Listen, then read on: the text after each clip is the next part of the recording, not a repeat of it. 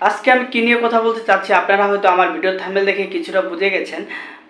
আপনারা হয়তো অনেকেই দেখেছেন যে 5টি ব্যাংক হচ্ছে অ্যাক্টিভ হতে যাচ্ছে। আসলে এই 5টি ব্যাংক কিভাবে অ্যাক্টিভ হবে আর বাকি ব্যাংকগুলো অ্যাক্টিভ হবে কি না, আমরা যদি দেখিতে আমরা হচ্ছে অনেকগুলো ভালো ব্যাংক আছে, ওগুলো অ্যাক্টিভ না হয়ে হচ্ছে বাকি 5টা যেগুলো হচ্ছে টাকা নাই বলতে গেলে হচ্ছে ব্যাংকগুলোতে, এই ব্যাংকগুলো হচ্ছে ঘুরে দাঁড়াচ্ছে কিংবা অ্যাক্টিভ করতে যাচ্ছে।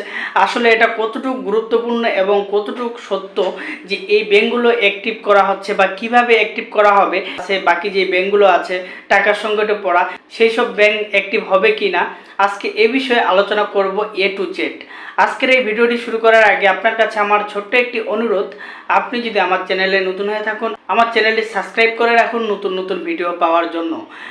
যারা অলরেডি আমার চ্যানেলটিকে সাবস্ক্রাইব করে রেখেছেন তাদেরকে জানাই অনেক অনেক ধন্যবাদ। তো বন্ধুরা, চলুন কথা না বাড়িয়ে আজকের এই ভিডিওটি আমরা শুরু করি যে কোন 5টি ব্যাংক অ্যাক্টিভ হচ্ছে, বাকি ব্যাংকগুলো অ্যাক্টিভ হবে কি না। আসলে আজকে এ বিষয়ে আলোচনা করি। প্রথমত আমি যদি আপনাদেরকে একটু বলি যে কোন কোন ব্যাংক হচ্ছে অ্যাক্টিভ হতে যাচ্ছে।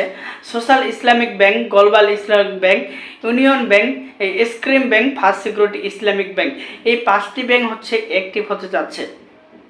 আসলে এই 5টি ব্যাংকের অবস্থা তো খুবই খারাপ ছিল এবং খুবই খারাপ। তো এই 5টি ব্যাংক আসলে অ্যাক্টিভ করার কারণটা কি, আসলে কিভাবে অ্যাক্টিভ হচ্ছে। 5টি ব্যাংক যদিও অ্যাক্টিভ করতে যাচ্ছে, কিন্তু কিভাবে অ্যাক্টিভ করতে যাচ্ছে, এই ব্যাংকগুলো থেকে হচ্ছে শেয়ার বিক্রি করতে যাচ্ছে।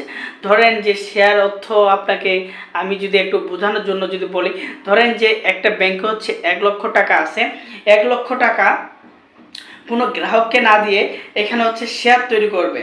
আমি যদি আপনাকে সহজ ভাষায় বলি যে 1 লক্ষ টাকা আপনার ব্যাংকে আছে, 1 লক্ষ টাকা থেকে 10টা ভাগ করবে, 10টা ভাগে হচ্ছে 10 জন শেয়ার বিক্রি করবে, তাহলে হচ্ছে 10 জন গ্রাহক কিনতে পারবে। এই শেয়ারগুলো হচ্ছে কারা কিনবেন? ভাই আপনার মতো আমার মতো মানুষ এই শেয়ারগুলো কিনতে পারে, অথবা হচ্ছে আমরা যদি না কিনি হচ্ছে বড় বড় প্রতিষ্ঠানগুলো কিনবে, অথচ বাইরের কোনো দেশ থেকে কোনো গ্রাহক কিনবে। আসলে এভাবে হচ্ছে শেয়ারগুলোকে বিক্রি করা হবে। যখন যখন 10 জন 1 লক্ষ টাকা শেয়ার কিনে নেবে, হচ্ছে আপনার ব্যাংকে আরও 1 লাখ টাকা যুক্ত হবে। তাহলে আপনার আগের 1 লক্ষ টাকা ব্যাংকে আছে, আরও হচ্ছে নতুন করে 1 লক্ষ টাকা ব্যাংকে জমা হচ্ছে, তাহলে হচ্ছে 2 লক্ষ টাকা। এই 2 লক্ষ টাকা দিয়ে হচ্ছে ওরা বিজনেস তৈরি করবে, ওরা হচ্ছে মানুষকে ঋণ দিবে, মানুষের কাছ থেকে লাভ নেবে। এভাবেই কিন্তু আশা করছেন ব্যাংকের কর্মকর্তারা। আসলে এটা কতটুকু নিরাপদ হবে, আমি বেশ কিছু ব্যাংকে যোগাযোগ করে দেখেছি যে, এবং অনেক সোশ্যাল মিডিয়াতেও দেখেছি যে এই শেয়ারগুলো যদি কোনো কারণে বিক্রি না হয়, এই শেয়ারগুলো কাকে দেওয়া হবে। ধরেন আপনার ব্যাংকে হচ্ছে 10 লাখ টাকা আছে, 20 লাখ টাকা আছে, আপনাকে একটা শেয়ার পার্সেন্টেজ দিয়ে দিবে। আসলে আপনি কি এই শেয়ার নেবেন? আপনাকে ব্যাংক মালিক বানাবে শেয়ার বিক্রি করে। যদিও এখনও বলা হয় নাই যে এই শেয়ারগুলো কারা কারা কিনতেছে, প্রকাশ করা হয় নাই। যদি কোনো ব্যাংক থেকে কোনো শেয়ার বিক্রি না হয়, ব্যাংকের গ্রাহকদেরকে মালিক বানাবে, ব্যাংকের গ্রাহকদের কাছে শেয়ার বিক্রি করবে, তারপর হচ্ছে এই ব্যাংকগুলো ঘুরে দাঁড়াবে। আসলে শুধু ব্যাংকের গ্রাহকদের কাছে যদি শেয়ার বিক্রি করে, তাহলে তো এই ব্যাংকগুলো ঘুরে দাঁড়াইতে পারবে না। শেয়ার হচ্ছে বাইরে বিক্রি করতে পারবে, যারা বিনিয়োগ করবে, যারা টাকা ডিপোজিট করতে পারবে, তাদের কাছে হচ্ছে শেয়ারগুলো বিক্রি করা হবে। এভাবেই হচ্ছে এই শেয়ার বিক্রি করা হয় এবং এই ব্যাংকগুলোকে ঘুরে দাঁড়ানোর প্রস্তুতি নেওয়া হয়। আমার মনে হচ্ছে লং টাইমের জন্য আমাদেরকে অপেক্ষা করতে হবে। যদিও শেয়ার বিক্রি করুক, যে কোনোভাবেই ব্যাংকগুলো অ্যাক্টিভ করুক, হচ্ছে এগুলো অনেক সময়ের প্রয়োজন।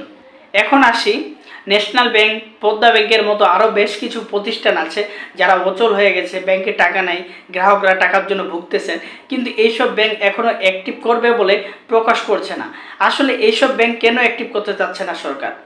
এইসব ব্যাংকের হচ্ছে যারা কর্মকর্তা আছে তারা চাচ্ছে না যে এই ব্যাংকগুলোর হচ্ছে শেয়ার বিক্রি করার জন্য। আজকে আপনি দেখেন, যদি ন্যাশনাল ব্যাংকে যদি শেয়ার বিক্রি করা হয়, ন্যাশনাল ব্যাংক কিন্তু একটা অনেক ভালো প্রতিষ্ঠান ছিল এক সময়, বর্তমান সময়ে এটা হচ্ছে সরকার পরিবর্তনের কারণে এই ব্যাংকগুলো হচ্ছে অচল হয়ে যাচ্ছে। কিন্তু এই ন্যাশনাল ব্যাংক প্রতিষ্ঠান একটা অনেক ভালো প্রতিষ্ঠান ছিল, কিন্তু আজকে দেখেন আপনি ন্যাশনাল ব্যাংক দেউলিয়ার দিকে হাঁটতেছে, ব্যাংকে টাকা নেই, গ্রাহকদেরকে টাকা দিতে পারছে না। এখনও চাচ্ছে না যে ন্যাশনাল ব্যাংকের কর্মকর্তারা যে কোনো শেয়ার বিক্রি করে হচ্ছে ব্যাংকগুলোকে অ্যাক্টিভ করুক। আসলে একদিকে হচ্ছে ভালো প্লাস পয়েন্ট, আমরা যদি দেখি ইসলামিক ব্যাংক পিএলসি কিন্তু দেউলিয়ার দিকে হাঁটতেছিল, ব্যাংকে টাকা ছিল না। এই ব্যাংকটা কিন্তু অল্প সময়ের মধ্যে কিন্তু ঘুরে দাঁড়াইছে। কিভাবে ঘুরে দাঁড়াইছে? আসলে এই ব্যাংকে হচ্ছে মানুষ ডিপোজিট করছে। এই ব্যাংকে আপনারা যদি দেখেন তাহলে ম্যাক্সিমাম হচ্ছে প্রবাসী অ্যাকাউন্ট করেছে, এখানে টাকা পাঠাইছে, এই ব্যাংকে রেমিডেন্স পাঠাইছে। এই ব্যাংক রেমিডেন্সের মাধ্যমে কিন্তু খুব সহজে ঘুরে দাঁড়াইছে। ইসলামিক ব্যাংকে এখন বলতে গেলে কোনো সংকটই নেই। এখন এরকম করে সেম প্রসেসে হচ্ছে চাচ্ছে ন্যাশনাল ব্যাংক যদি ঘুরে দাঁড়াতে পারে, যদি কোনো শেয়ার বিক্রি করা ছাড়াই, তাহলে অনেক উপকার হবে গ্রাহকদের এবং ব্যাংকেরও অনেক উপকার হবে। এখন আপনার টাকা আপনি ব্যাংকে রাখবেন কি না, এটা হচ্ছে আপনার পার্সোনাল ব্যাপার। আমি আপনাকে বলবো না যে আপনি হচ্ছে ব্যাংকে বিনিয়োগ করেন, আপনি ব্যাংক থেকে শেয়ার কিনেন। আমি আপনাদেরকে এতটুকু বলতে পারি, যদিও শেয়ার বিক্রি করা হয়, এই শেয়ার যদি কোনো কেনার মানুষ না থাকে, ন্যাশনাল ব্যাংক হোক, পদ্মা ব্যাংক হোক, যে কোনো টাকা সংকটে পড়া ব্যাংক হোক, গ্রাহকদের যাদের বড় আমানত অঙ্কের আছে তাদেরকে হচ্ছে শেয়ার হোল্ডার বানাবে, তাদেরকে হচ্ছে মালিক বানাবে। এভাবেই হচ্ছে লং টাইমের জন্য হচ্ছে সময় নেবে অ্যাক্টিভ করার জন্য ব্যাংকগুলো। তারপরে হচ্ছে যদি ব্যাংকগুলো ঘুরে দাঁড়ায় তাহলে সাধারণ গ্রাহকরা টাকা পাবে।